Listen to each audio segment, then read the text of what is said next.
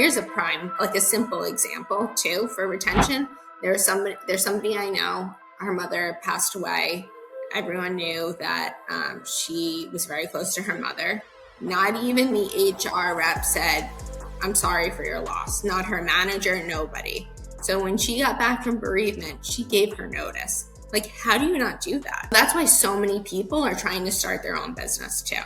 They don't trust organizations. Yes, you can get your retirement plans, but no one's really getting a pension anymore. That's for sure. And you get health insurance, but what else? I predict there will be increasing mass layoffs. Then people realize there are a lot of gaps and things missing with AI, and we need humans. So there's going to be a mass hiring, and there will be new roles created.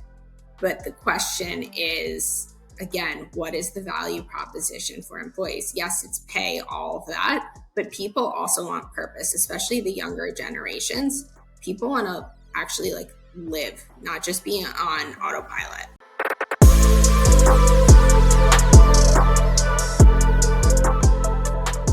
Today's episode marks a first for the Heliona Inside podcast.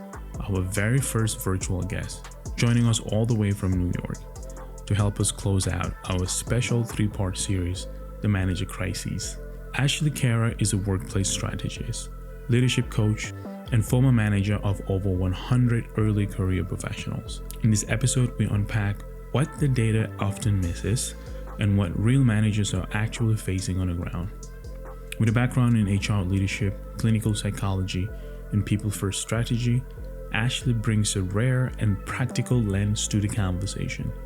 Over the past decade, she's helped startups and mid-sized companies scale without sacrificing their people in the process. From burnout to bandwidth, from AI to retention, this conversation is packed with grounded insights for anyone who's ever been the one holding it all together. So let's get into it. So Ashley, thank you so much for being on the Heliona podcast, more specifically on our special series, The Manager in Crisis. I feel like we're both so tired from being new parents. So this would be a great conversation. But yeah, so one of the things that I wanted to talk about is more focused on your background, because I know you went to school for psychology. And not only that, you've also worked in HR, and you've been a manager. Just first, in basically the first point of contact manager. So I want to get from your own perspective, how do you see the manager crisis as someone who has all of those three special, very important background, and maybe you may have a different perspective that we've missed during this entire series? Yeah, thank you for having me on the podcast. I really appreciate it. So I almost became a clinical psychologist. I'm so fascinated by people. And I do have my master's in clinical psychology and an executive and organizational coaching certification from Columbia University. Instead of becoming a psychologist, I decided to basically scale a global revenue generating program. It was a wonderful opportunity. And essentially I did everything, kind of like a mom and a mini CEO. So I brought in the people, I scaled it, ended up managing hundreds of people over my 7 years there. So I dealt with Gen Z, millennials, all different generations, upward management, everything. So I was promoted from coordinator all the way through the head of the department. So I knew what it meant to be a manager. Which is really being there for the people, but also figuring out how to not forget about yourself and navigating things with leadership. I feel like managers are the scapegoats in many ways, and there's a manager crisis because it's, for lack of better terms, it's such a huge headache. It takes such a toll on you. It's a huge responsibility, and in some ways it's a privilege and then also a burden that I think more and more people, they don't want to do it because they question, what's the value proposition for me? Right. So what was the value proposition for you doing that work, especially growing at such a high rate? And it sounds like it was very fast too. And I know from experience working from different generations, there will always be friction when a company is growing that fast. And sometimes managers have to be, the best communicators to make sure that they can communicate whatever the goals are, the KPI, etc. So what was the value proposition for you at that time as the manager? It was clear. I mean, I was making a profound impact, hopefully, on people's lives. I mean, when you bring people into an organization and you really invest in them, you want to see them succeed. And I'll never forget when somebody said to me, "Thank you for everything." She was leaving the firm. She was going on to something else. She said, she was there for a while. "Thank you for everything. You've changed my life forever." Mm-hmm. It's worth it. It's almost like, in some ways, yes, I'm going to say this. In some ways, it's like becoming a parent. Like, it has so many challenges, but for seeing the growth and development and really facilitating that development is so incredible, and it's worth all of it. And I love seeing people's potential. I always said, like, the people I managed, they walked in like a deer in headlights. They walked out of that firm like seasoned professionals, and they really had the skills not only to excel in their careers, but in life. And I mean, that's why I did it for so many years. One thing that I picked on is, like, when I talk to, not even on this podcast, but in general, usually when someone leave a company, it especially these days, it can be very, is normally not the easiest thing. And sometimes companies are not happy that someone left. And sometimes that exit is not easy. It's usually very messy. And you've had opportunities where people are leaving, you, especially from your own team, people that you've managed, and they're leaving, but were like happy about working with the company, number one, but then also happy that they've taken skills that they can use for the rest of their life. How do you see, just the balance between companies that are struggling with the retention piece, because they're like, we can't retain our people. We want to keep our people as long as possible. But then when the people leave, it's not a good exit. But in your case, you've experienced people leaving, but everyone is happy involved, and you are genuinely happy that they've learned something and they can apply it for the rest of their life. So how do you see that, I guess the dark and the light in this case, and like, how can companies get to that level where even if someone leave, it's like, I'm glad you were here. I'm glad that you learned from us. Hopefully your next journey will be just as good or even more. Like, how can they get to that level? I think that is multi-layered. A few different things come to mind. The first word is care. Companies need to actually care about the whole person. It starts with when they come in, even as candidates. But what is that experience like? What is the value proposition? A lot of times there's this increasing mistrust between the employees and the employers, especially with the rampant layoffs going on. But everyone's asking, what's in it for me? And if you make people feel like they're just a number on a spreadsheet, why would they care? Why would they go the extra mile? Why would they want to stay connected? And it's really a lost opportunity for companies not to stay connected to their valued alumni, people who have departed. They can refer business back to you. They can still represent your brand and speak highly of it. So I think also for managers, so many managers are overloaded that they can't even get their own work done. They're getting, yelled at, sometimes literally, by people they report to, and they feel like they can't win. They're doomed. So it kind of trickles down that way. So my question is, like, do companies care? And are they asking the right questions? And are they doing it at the right time throughout the employee journey? Yeah. And they're like a common theme in this podcast. It's like, something that I've talked to so many guests, and it's a combination of all the guests that I've talked to, which now I define as the 3 C's of like retaining people, or like 3 C's of like retention, and which is capacity is the third C within that equation. So How can the company make sure that they could do capacity properly? Not make sure that they don't overwhelm their managers. That's my first question. And how does a company get to that stage where managers are burnt out and they're overworked to a point that you know um, the company as a whole sometimes miss that.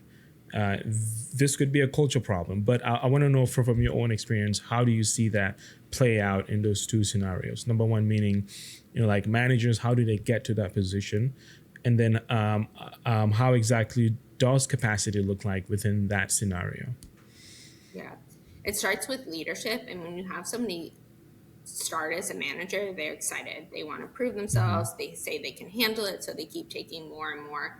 And they look for that approval. There's usually an incentive, whether it be a bonus, another promotion, just respect and admiration from your colleagues.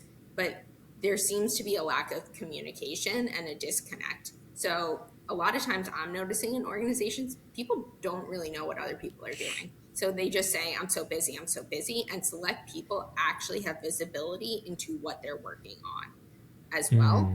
So that's a huge issue. Or sometimes in some organizations, again, depends on the culture too. They kind of there's everyone's overwhelmed, everyone's drowning, so it's like, who will step up essentially? And it's usually the manager. They're looking out for their people, they're trying to take on as much as possible, but through that is burnout. And don't forget, a lot of managers are really high performers and achievers, so they'll push and push and push. They don't know what boundaries are. And this Mm-hmm. could be industry specific too. So like, for instance, in law, like, there, at least where I worked, they were upfront about it. It isn't work life balance, it's work life integration, but like, there's work to be done. You meet deliverables and that's it. So sometimes there isn't even a conversation about things. I've worked also with startups and they're turning away business. So they just really need people to quote unquote step up, but nobody's taking that time. Everyone's like running and racing. A big thing that Mm-hmm. I do that I think makes an effective manager, you actually do need to invest that time to establish that relationship. There's something called a therapeutic alliance, and that's where you Mm-hmm. build that trust in that relationship. And when somebody feels like they can go to you, they will open up. But if they feel like they Mm-hmm. can't say anything and people are going to view them as they can't handle things, nobody wants to be viewed as that they can't handle Right. things. But what if they can't? Is the manager also equipped to help them figure out things? Sometimes they do need to be more efficient, but frame it in a way that doesn't diminish somebody, but actually empowers them. You've like put language in a lot of issues that I hear, and one of my favorite that you call the therapeutic alliance, and I'm sure it has everything to do with your background as someone who went to school for psychology and have your master's in it. Uh, um, why do you think that's important? Because I know a lot of people share here, especially on this podcast, why we should talk to our people, but you're calling it therapeutic alliance. It's very intentional, and again, it's a new language that I'm actually like hearing for the first time. Because we hear like allyship, we hear being there for your people, we hear like psychological safety, we hear, just creating a safe space for your people. But you are like, now you're saying therapeutic alliance, and I want to better understand that, and for the listeners to like maybe learn from you and use that for their own companies. How does therapeutic alliance look like? And if you can give us an example, which you kind of started, while you were just kind of going into it. So what exactly is it, and how does it look like? Yeah, we're emotional beings, so we want to be connected to other human beings and the whole person. So when we show up at work, again, we're not a number. We're like, I show up to work, I'm Ashley Kera, and I may wear kind of like, you may see different sides of me, or people say different Mm-hmm. masks, but Mm-hmm. how are you really going to get me to have that intrinsic motivation, not just extrinsic motivation? Is to really get to know me. What makes me tick? How am I wired? How do I work? So a lot of managers too, where there's an issue, is they think, this is how I work, this is how I do things, this is how I see things. That may not work for other people. And so you may think that they're not listening to you, they're not working effectively. Maybe they have ADHD, they need more flexible schedules, they can't do things the way you do it, or it's not effective for them. That's okay. You need to take time to actively listen rather than tell them what they should do, what they should be like, what they should understand and project on them, and just listen. Get to know them. Like, do you even know? Yeah, you know how many people don't even know if their employees like have a like families or anything like that, and that's actually like a core part of who they are. Like now, I'm a Mm-hmm. mom. Like I'm open to sharing that, but I've had managers not ask me a single question about like, how's your summer, anything outside of the work. It's very transactional. It's very cold. People want warmth. And yes, I'm making a generalization, but on the whole, this is what people want. Some people do want it to be very clinical, cold, transactional. But most Mm-hmm. people, how do you build a high performance team? There needs to be a trust. You need to feel like we're in it together. That's why sports teams, that's what the coaches really do. They Right. bring their people together. So you think like we all rise or we all fall. It's not just about the individual. Right. No, yeah. Thank you for that breakdown. Because I like I try to do my best to define things whenever people share. Because I talk to so many fascinating human beings on this podcast, including yourself, and I'm just like Therapeutic Alliance. I'm going to borrow this from you for a little bit, if you don't mind. But I like it. I do want to go deeper into this. Let's say that there is a company culture that has already been established. And one of the things is boundaries. They don't like to talk about people's personal life. This is something that I've seen. There are companies that are kind of against that. Like, I don't want to know about your personal life. This is my personal life, and I don't want to share anything. So let's say now they have a manager who wants that. How can you go about, like transforming that culture in a therapeutic alliance way, where you build those alliances in order to have people open up, so you can get to know them even deeper? How would you go about that?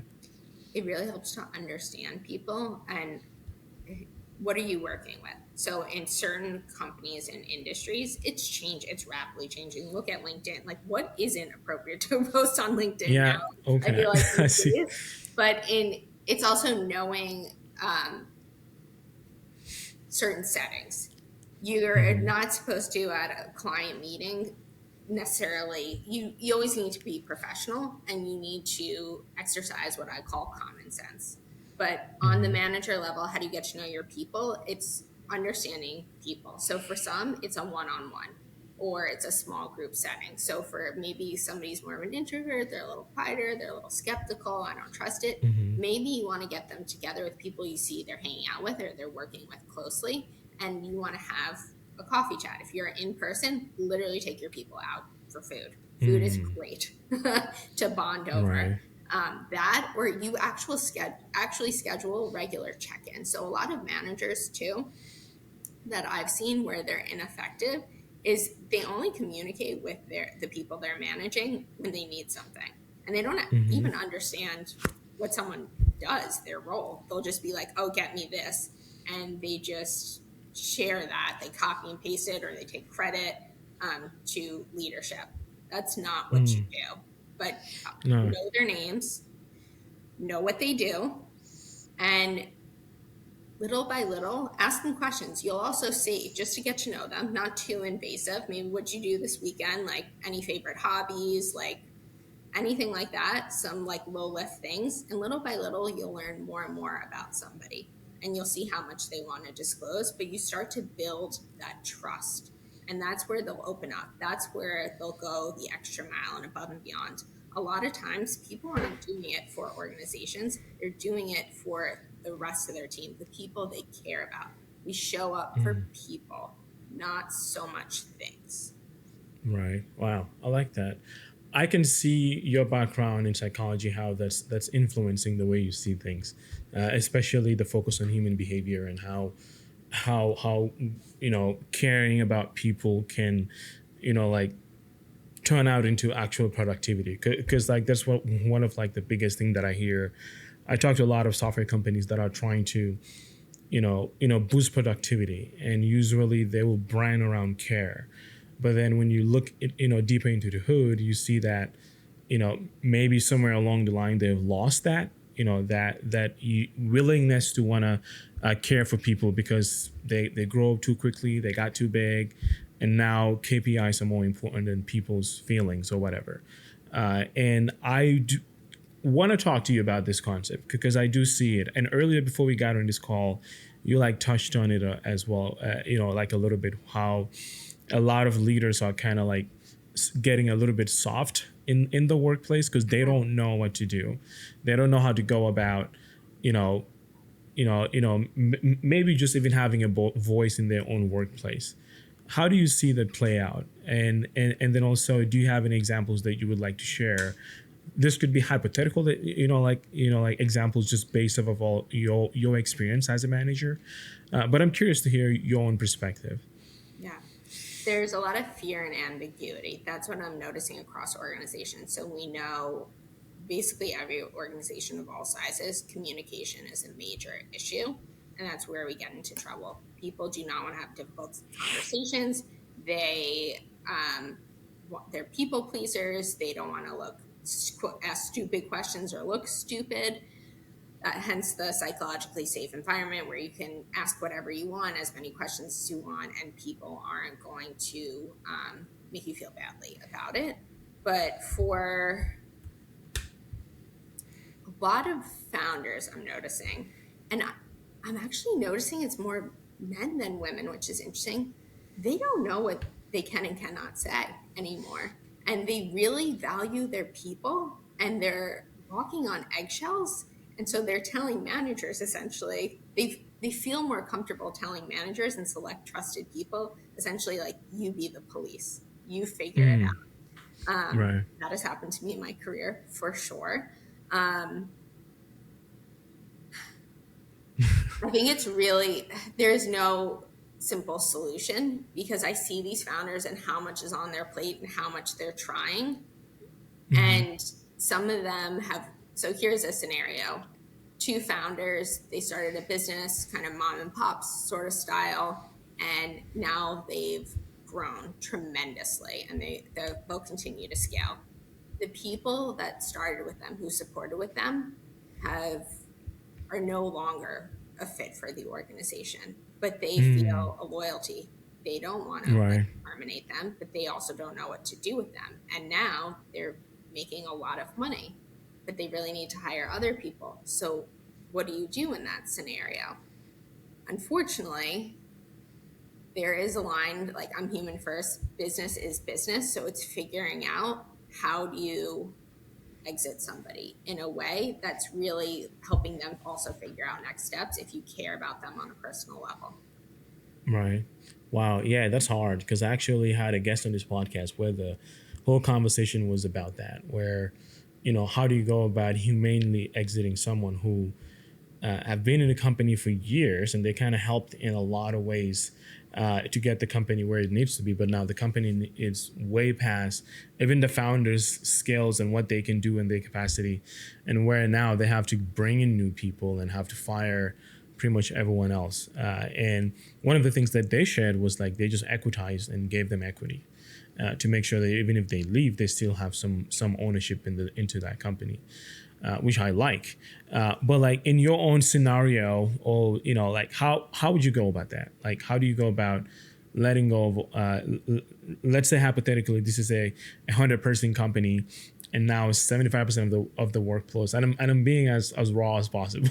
By the way, let's say 80% of the workforce now that you started with, they're costing you a lot of money because you've grown so quickly and so big, and you need to bring in new people, but you were loyal to that group. What would you do and how would you go about it? First, how'd you let it get so out of hand? Good question. But actually, before you get to any employees, you got to work with the founders and the leadership too. And you need to establish, like, you need to get clarity. That's a big thing. Get clarity. And you also need to go to the root of the issue. Like, make sure you have all the factors and details to address that. And also meet with the people who allegedly need to be exited. Maybe there's a disconnect in that, like, they lack clarity in something. Maybe they're better in a different role. Something else as a manager that was really important to me and why I built high performance teams.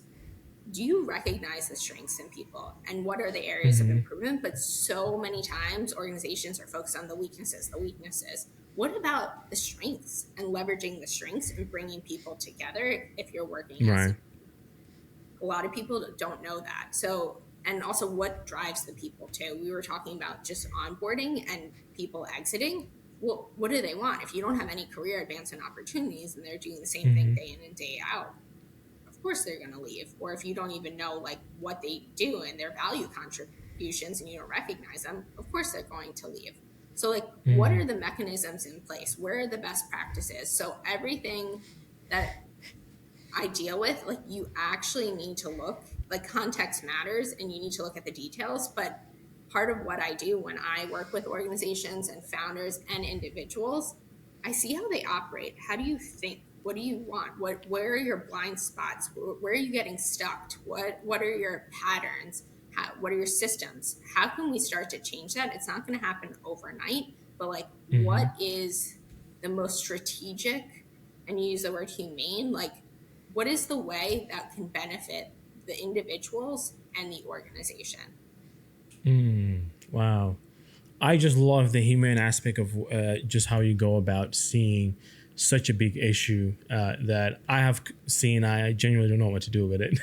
With my case, my company got too big and then I was able to sell it. But, this was back in my 20s. I still feel some type of way about how I handled it. I wish I've done it better. But again, I wish, I can wish as much as I can. That's why I have this podcast now, just to always, make sure that I can be a voice for other leaders that are in a position where they find themselves in like a similar situation. I do want to talk about something because I think all the guests that I've interviewed, you are probably the most reviewed manager. When I say review, like you have so much review of people that have worked with you and they've left happy. And it's not like just 2 sentences. It's like a whole book of great things that you've done and how you've made people feel, especially on LinkedIn. There's so many recommendations there as well of people just happy that they've met you, happy that they've worked with you. There's a reference of almost 90%, over the years when it comes to retention, like retaining people. And I want to know from someone who's done such a good job retaining your people, either they leave or stay with you. Even if they leave, that is always a good like experience for them, and where you still build that relationship after they left, and them becoming an advocate for you or the company that you were working at. And I want to know, what do you think is missing when it comes to the whole conversation around like retention? And when I say retention, it happens on both sides. Leaders sometimes are saying that we can't retain people, and the employees something are saying that we don't want to stay because why should we stay at a company that is not even loyal to us? So I feel like there's always that friction where people don't touch on both sides of the retention scope. And I want to hear from you because obviously you've done a good job at retaining your people. What do you think is missing in this conversation? Thank you for the kind words, and I appreciate so many people. And my management style wasn't for everyone, but I always had pure intentions. I was very transparent, and it goes with like caring and also equal treatment of everyone. None of the special treatment favorites nonsense. I don't believe in that. But I actually forgot your question. You asked a few. No, yeah, like what's missing in the retention conversation on both sides, the leaders and also employees? Where's the heart in it? Like, where is it? Everything is associated with numbers, but you just cannot quantify people and their value to them. Technically, yes, you can, but to them, you can't make them feel that way. So where are you showing that you value them, that you recognize them? Here's a simple example too for retention. There's somebody I know, her mother passed away. Everyone knew that she was very close to her mother. Not even the HR rep said, "I'm sorry for your loss." Not her manager, nobody. So when she got back from bereavement, she gave her notice. Like, how do you not do that? Like, right. That's like the ultimate when you're dealing with people's families and also the livelihoods too. So there are some people, like the way they're laid off too. I know of a story that somebody had worked for a company for her entire career. It was like almost 20 years. She came back from maternity leave and they laid off her and her entire team over Zoom. That was it. Wow. Nothing like, Just I mean, yeah, that was it. I know somebody else too. Her first day of maternity leave, later off, no severance package. that's wild. That's a mistrust, though. So that's why so many people are trying to start their own business too. They don't trust organizations. Yes, you can get your retirement plans, but no one's really getting a pension anymore. That's for sure. Yeah. And you get health insurance, but what else? So I Right. think that companies need to be very transparent and clear about what is the value proposition. Why should they trust you? Where's the credibility there?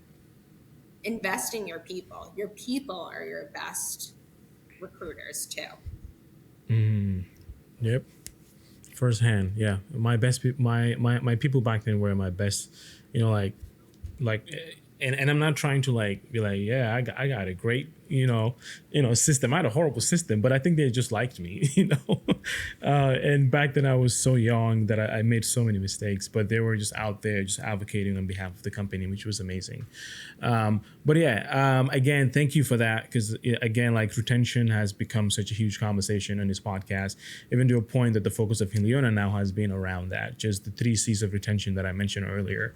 For some reason, I can't remember the first C, but the second C is communication, and the third C is capacity. I'm sure it's going to come to me, which we've touched on both. I feel bad that I can't remember the first one because I just talked about it. But again, I'm also very sleep deprived. Okay. We are, but even so, we're super sleep deprived. But this is a great point. We show up, and when you're an Right. effective manager and you really care about your people, you're going to show up for them. Don't continue to how prevalent is this in organizations where managers are like, sorry, I'm busy, I have to push our meeting, or they'll show up super late to a meeting. You're disrespecting the person that you're working with.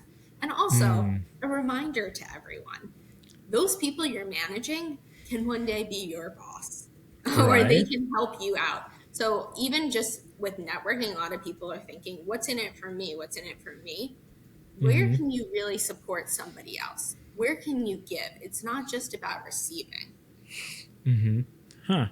Wow. Okay. As you say that, now I want to talk about just like a manager working with different generations. This is also another topic that comes on this podcast a lot, where, when it comes to managers in crisis in general, another angle is that people, a lot of leaders don't realize that managers are managing so many different generations. Just last week, I had a conversation with, like an individual who's in the Gen Z space, because I'm building a software, so I try to get as many feedback as possible. And one of the things that she shared with me was that I got this job. There's a great pay, a great opportunity, but then they just, from day one, they gave me assignment. I had no training. I had no idea what I was doing, and I was just expected to do. And she was like, and I still don't know what I'm doing, but I'm just trying to figure it out, and then learn as much as as I can. Again, these are issues that I hear. And then when it comes to boomer generations, some of them are going back into the workforce to a point, there's no pension for anyone anymore. So they're trying to go back to work and then figure out how to just survive. And now they're going into workplaces that have changed drastically. So as someone who has a psychology background, HR, and then you've managed a very big team, how do you think the workplace looks like today with all those different generations, and what are companies doing wrong? Number two, I have a bunch of other questions, but I'll let you touch on those two things. How does the workplace look like today with all those different generations? Number one, we can start there. Yeah, the two issues there are mindset and lifestyle or cultural norms that people are used to. So the boomers, some people that are used to going to the office over and over again, you stay, it's not just a 9 to 5, you wear certain things. That's what Right. they're used to. That's what they're familiar with. Whereas Gen Z or millennials, maybe they're more receptive to change and adapting and trying different tools. So it all goes back to people's perceptions and the stories that they tell themselves. What you referenced about that previous guest who said, like, I have no idea, I'm just figuring out. Do you know how many people, like, basically everyone I know says that? Like, why is that? And can you not ask questions to clarify? Can you not speak up? Like, how is that effective? But working with different generations is so difficult because you're asking people to change. You're asking people to get uncomfortable. You're asking people to Wow. really adopt that learner mindset when by default we look for safety. It's like a fixed mindset, but we look for safety. So what's familiar, what's known, what feels safe. So what's interesting with AI, everyone says, we're implementing AI. Who's actually willing to do it? So people are talking about it, but who's actually doing it? And I don't think it's many leaders in organizations. I'm not talking about small Right. startups, I'm talking about more mid and large organizations, but are they willing to try it out? And I'm not also I'm not just referring to Chat GPT, which a lot of that Right. people think that's AI. That's not even, no, that's just one LLM. Right. So it's really seeing what are the shared um, experiences, commonalities, threads to start to bond those people and have them be receptive to willing to learn from each other. Wow. And I'm actually writing a post right now to your point about AI because I saw a post by Stephen Bartlett. I don't know if you follow Stephen Bartlett, the Oh, Diary I of a love CEO. him. Yeah, he made a post where he talked about how he, just gave a $20,000, a bonus to like the winning team, because he gave them an assignment for 60 days for them to implement AI, and they created almost 43 different projects. And then the team that won, they gave them 20K for them to share. It could be more. I can't remember. 20 or 60K. And then, basically they created 43 project. They saved X amount of hours. And he said they saved almost $1.1 million from them creating solutions for his own projects, his own investments, and the customers that they have. They were to implement all of those projects. He didn't go deeper into what kind of AI, solutions were developed, which I would love to hear, because I think that will be a very interesting video to watch. But then I look in the comments and I saw all these, leaders that were like saying, this is such a great stuff. I can't wait to implement it. And then it was very common. And then I made a post just sharing what I used to do, which is whenever I onboard clients, I would actually take the first 3 to 6 months of what they pay, and I'll turn it into a game just to get their people engaged. I'll tell them whoever wins, whoever has the most like productivity on that application or whatever I was selling back then, I would give my 3 months to that team or to that department. Something that I've done historically with my agency, with my film production company, and now even with Heliona, I do that every now and then. Whenever I have a client come in and they have a lot of people that are already very tired, I feel bad forcing them to learn something new. So I try to use something to like gamify the process. Yeah. But when it comes to AI today, and this post is going to go out maybe in a few days here or next week, but it's focused. I'm kind of coming off like, we're talking about AI. We're saying AI is going to replace you. Is going to if it's basically this. I think it goes like AI is not going to replace you, but the person using AI is going to replace you. And I'm saying, I think that's wrong. When people go to work, companies should have programs. They should have experts coming into those teams and teaching people on how to use AI first, so that those people can just use AI and just excel at their job. And I'm like, why are we always saying the person using AI will replace you? Can we just make the person who doesn't know, just give them opportunities, give them access to AI tools, not just ChatGPT, which all of us are paying by ourselves at this point. And then our companies are expecting us to just be excel at it, which also is adding to the fear of people losing their job. Basically, I'm going on this long tangent just to say, what's your take on AI and how companies are going about, talking about AI, but no one is implementing it the right way? Because nobody knows how to implement it the right way yet. Right. Nobody knows what to do with it. So there's a lot of talking, but somebody's waiting for there to be a leader. So Zapier is kind of doing that right now. I think they're doing a really fantastic job. Obviously, they have the ultimate integration, but even the way they're supporting their people and valuing their people, we don't know yet. Right. AI, it's like we're in the AI bubble right now, just like back then, the .com bubble. Now is the AI bubble. And also another thing, a lot of people aren't talking about the security of AI. And, I think increasingly soft skills will be important, critical thinking and creativity. everyone can plop something into AI. A lot of people are using it to write content, everything like that. People can feel if it's like comes from the heart, and also you can still like discern if somebody's a good writer and like just their tone and their voice. But businesses need to sell to people. You really need to understand human behavior and emotions. Right. All these social media apps and everything everyone's obsessed with. Do you know who actually like really craft that to make it so addicting? Psychologists. Like basically. Nobody knows with AI yet. So we're having discussions, even people who are developing the tools, they're not even sure where it's headed. Right. I think a big thing in organizations, there are now, like I have been trying to follow a lot and play around with things. There are so many tools. It is overwhelming. The question is, one, who's training the people on how to use the tools? Two, what if the tools are changing? Three, what if you become overly reliant on certain tools and something happens to them? Will the people know how to do their job? Like, if people didn't know, like, you know how we like learned how to do like arithmetic and everything like that by hand first before you like get your calculator, everything like that, that's gone away. Right. So then what? Who's thinking about that? I do think for managers specifically, it's going to be very rough. The question is, what are organizations going to value? If you're valuing somebody who you can pay less to kind of just like basically the entry level people, and they can like just play with it, they're probably a little bit faster than a senior manager, perhaps. I don't know. It depends. Again, context matters, but ultimately, I predict there will be increasing like mass layoffs. Then people realize there are a lot of gaps and things missing with AI, and we need humans. So there's going to be a mass hiring, and there will be new roles created.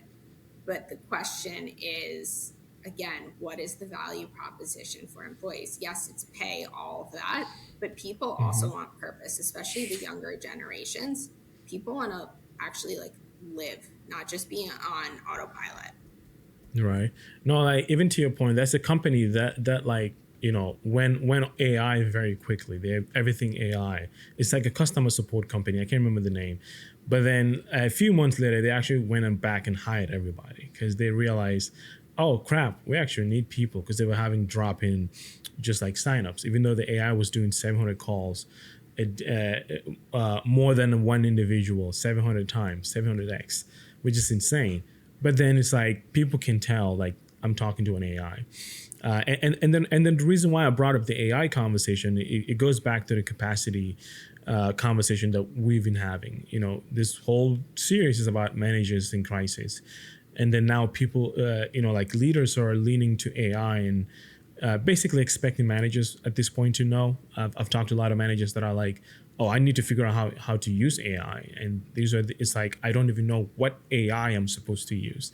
And usually everyone goes to the ChatGPT chat box or look for something similar to that, which also, again, to my point, the capacity issue.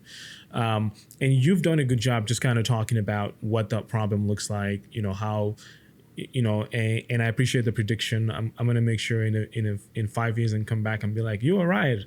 Awesome. Or no, actually, that didn't happen, but what's your next prediction? But I do appreciate that. If you had the opportunity to, like, you know, be in a position where you have to talk to, you know, like leaders about their managers and the capacity issue and just the hype around AI, how would you go about that? Would you tell them to still teach their people about AI and be curious, or would you tell them don't go all in, just stay curious, but don't go all in? Loaded question. I say go all in, because learn as much as you can, because AI is here to stay. Like, it is, there's no way to avoid it. Just don't rely on it blindly. That's a big thing. And when we say AI too for leaders, like, are you clear? Define it. Like, even I'm confused with a lot of stuff, and I've learned there are LLMs. Then then there are agentic tools and agents. Then there's vibe coding. Oh yeah, There are so many different things that people need almost in organizations. I think in organizations, not only do people need like an org chart of what people actually do, not their titles, but just kind of like right. in a few words, like what you do, and the value that you provide, but also like what AI tools make sense, what workflows are we addressing. So that's a big thing. Like I'm working with an organization right now, and they eventually, like, my directive is to automate a lot of things, so using those agentic agents. But before we do that and we create integrations, we need to make sure that the foundation is set, and it's not right now. So that's Right. number one. AI shouldn't be, you need humans to basically create the foundation and structure it Right. first. And you also need someone to have oversight. Like, even with the agents, I don't have that trust yet. How am I going to trust something? Like, we talk about ChatGPT. Like, we don't have a name for it. Maybe some people have a name for theirs. Mine is actually Sage. But we trust people. Most of how people do business, it's through referrals. That's how I've done everything right now. It's through referrals and word of mouth. Right. I love that. I try to call, like everything that I do as a human first approach. So thank you for, being a leader in that space. Because again, AI is becoming, I mean, at this point, I hear it and I just like turn my brain off, because I have a background in software and I don't know what the hell it is. I get the concept and I get it at a very high level, but every freaking day, this is my frustration. I hear someone say something and I'm just like, I'm saying this is so complicated and I don't understand it, even though I have some understanding of it. But then when it comes to how it operates, I'm just like, I'm so lost.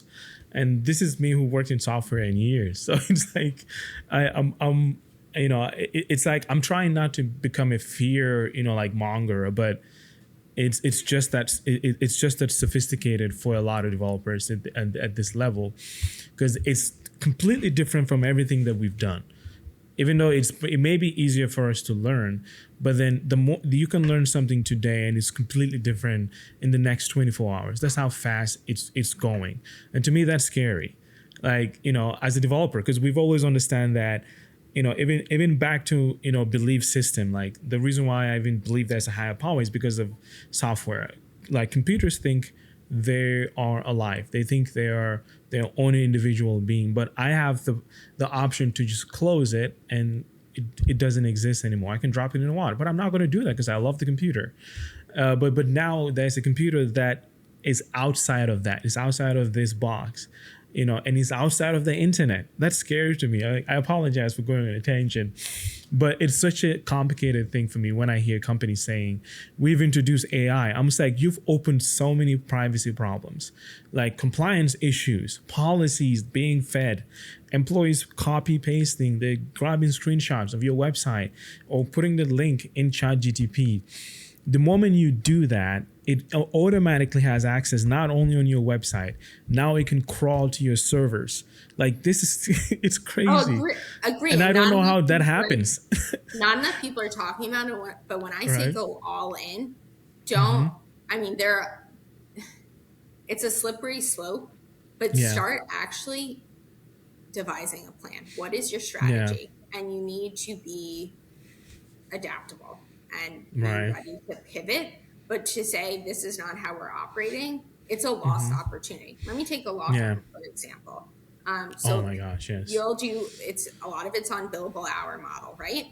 You have somebody reviewing a document, billing out you could have them billing out at like $400 to $675 an hour, right?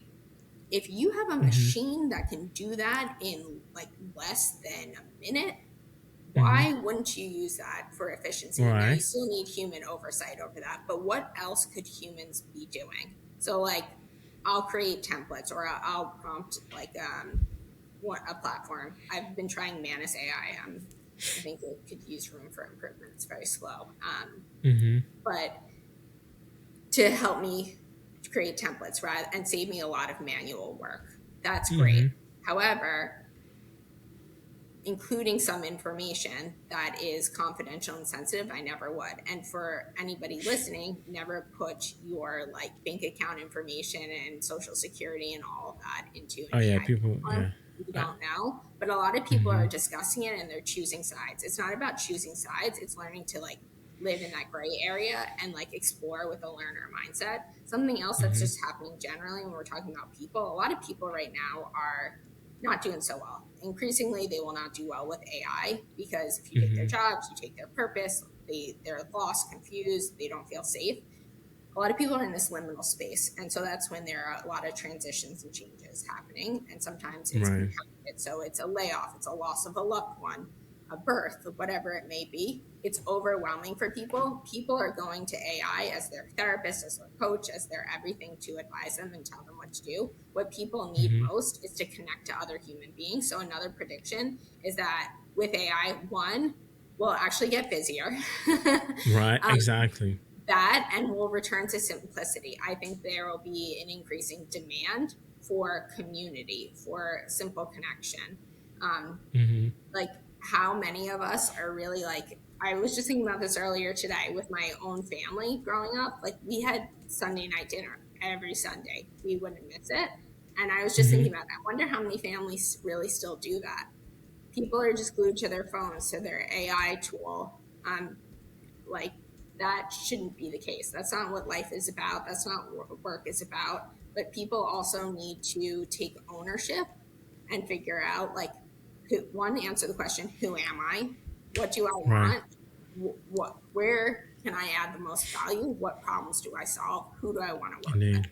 Most people don't have the answer to those questions. And organizations, there's also a major disconnect between the managers, the recruiters, leadership.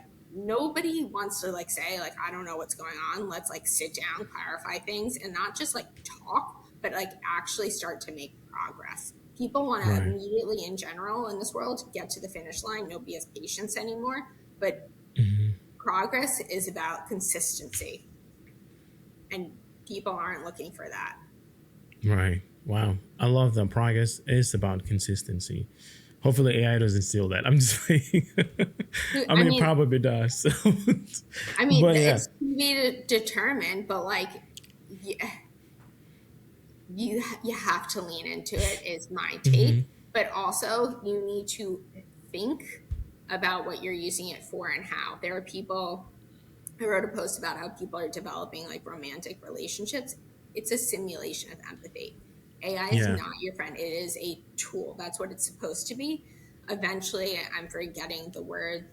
It may have a consciousness, in which case, like that's a whole separate story. It's moving really fast, but we need to simplify just in organizations too. When we talk about like retention, define, get clarity, and then start to, so there's a framework I go by that I learned in my coaching certification. It's called ORD. So take the objective data, reflect on it, interpret it. So like, what are the implications? Like, what are the options?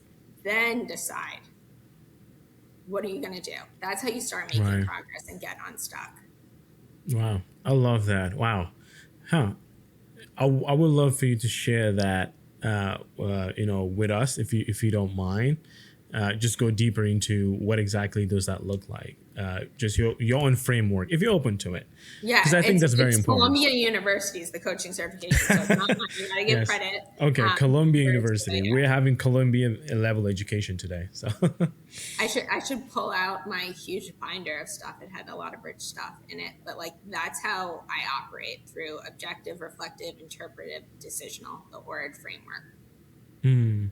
Well, it seems I'm eventually gonna have to hire you just to get a deeper version of that, because that's it's like something that I see that a lot of companies miss, and I appreciate how you break everything down.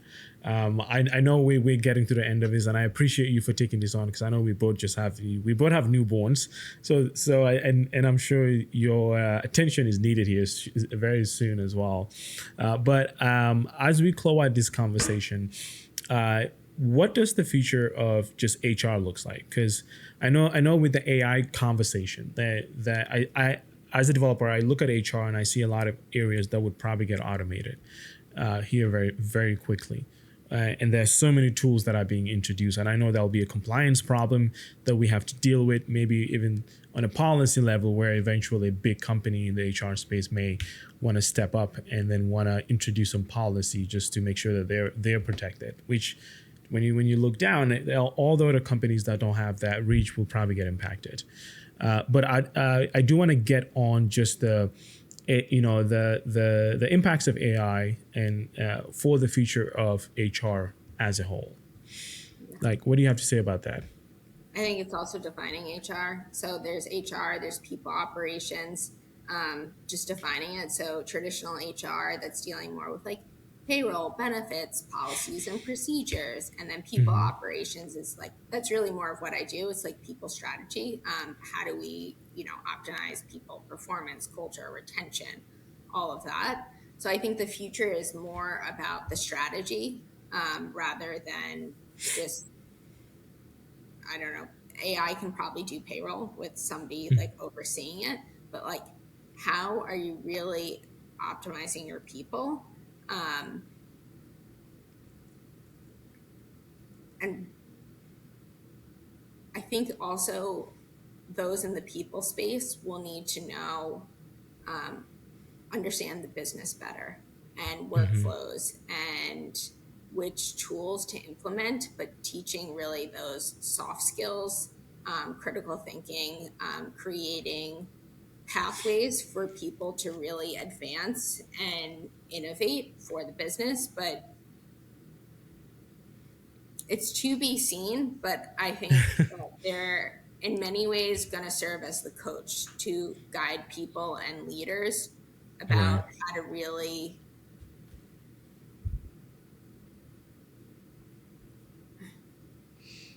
I don't know. Yeah, it's like such a new space. It's like everything is so new, and unlike my nerdy brain, I'm so excited to be alive at this time with so much happening, because I'm like 32, about to be 33, and I'm still annoyed that I missed the like the .com. I feel like I would have killed it, just just leaving today. And now I'm just like, oh my god, this is the AI bubble, like the .com, like it's here, and there's nothing we can do about it. And I hear stories of people that are maybe a few years older than me that are talking about the .com bubble. They're like, this is like the AI of what's happening right now.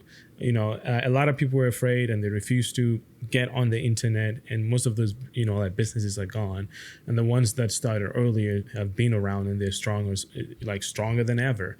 And now I see that happen in the AI, but AI is just different. It's way different than like Web 2.0. I know a lot of people call it Web 3.0. I'm just like, no, this is Web 99.0.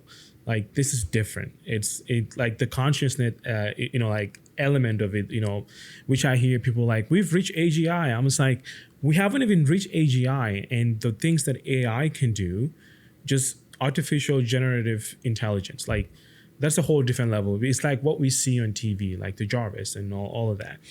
We haven't even reached that, like not even close to it. But just the AI that we have today is just fascinating. Like, and you add that, the capacity piece that we've been talking about. AI doesn't have that. It can take on the entire world's knowledge in your fingertips and generate whatever you want.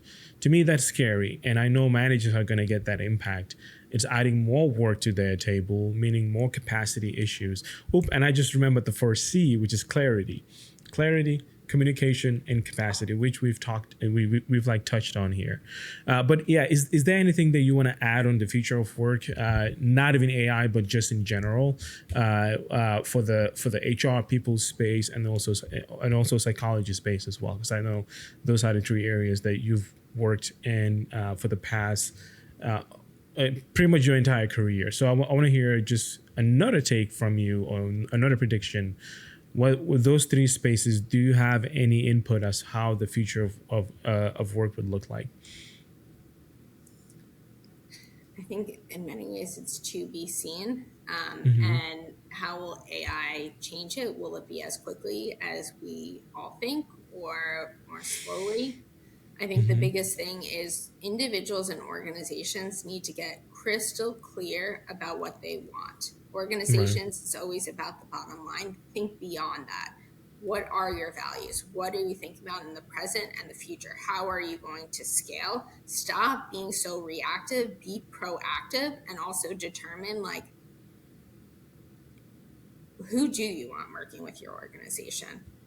Right. But a lot of people literally are so confused right now, and they're operating in a chaos. And it's like an organization's fire drill after fire drill. That's not the way to operate. You need to, and talk about everyone's nervous system is completely I know. That's what I was going to say. Yeah, I mean, a lot. People are like, oh, I do therapy. Everyone can use a therapist, a coach, all the above, but then there's, the privilege and the resources, and even learning AI, there's capacity. Like we're parents, like when is their time? We're building a business, we're parents. Then there's like doing the work. It's just, everyone is stretched thin. Paying taxes. Oh yeah. It's taking a step back. I think all the organizations and individuals, they need to take a step back as we go through this major shift and transition to determine like what's core and essential for them. Right. So don't think about the tools, think about the systems, the processes, but most of all, like the people that you're going to serve and also invest in. Right. Wow. Well, I love the way that everything came back together from the beginning of the conversation of just the managing crisis, the capacity problem, the lack of communication, and the first C that I could not remember earlier. It's almost a capacity again, but clarity. So clarity, communication, and capacity. That has been the highlight of this manager series. Everyone that I've talked to so far, those are the three areas. My first guest actually added crises as a fourth C. Which you touched on, the organizational, like nervous system is impacted, meaning everybody's nervous system is just upside down, and there's chaos upon chaos. So people's nervous system are all jacked up. So again, thank you so much for being here. We do have a closing tradition that I want to ask you before we wrap here.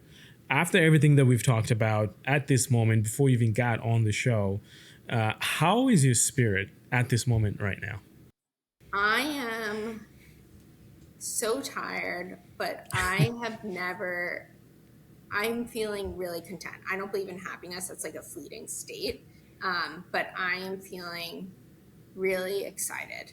I'm grateful for the clients I work with. I'm beyond grateful to be a mother. I always forget to talk about my husband, my family. Yeah.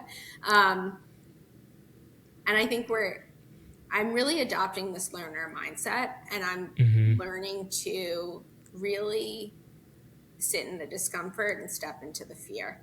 And I always knew it. So going to school, it's one thing to know things. It's another thing to like feel it and believe it. But my spirits are really high, and I'm grateful. And I also recognize that that I need to do the work to continue to invest in myself and others as well. Right. Wow. I love that. I'll also mention something that I'm learning to do is just be more transparent about any challenges I'm encountering. I think that sometimes this ties back to the managers, and I'm sure you know this firsthand. People perceive us as quote unquote like experts, or like you have it all together and you have it all figured out.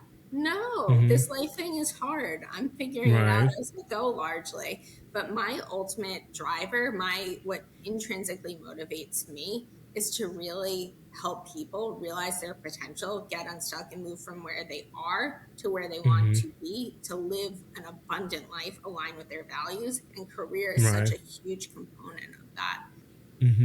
But yeah, we've come to the end of this conversation, and I appreciate it. I just want to say thank you. This is very refreshing to have this conversation, but I appreciate you for creating that space and letting me talk more about just what's in my head a little bit. So thank you for that. I appreciate you.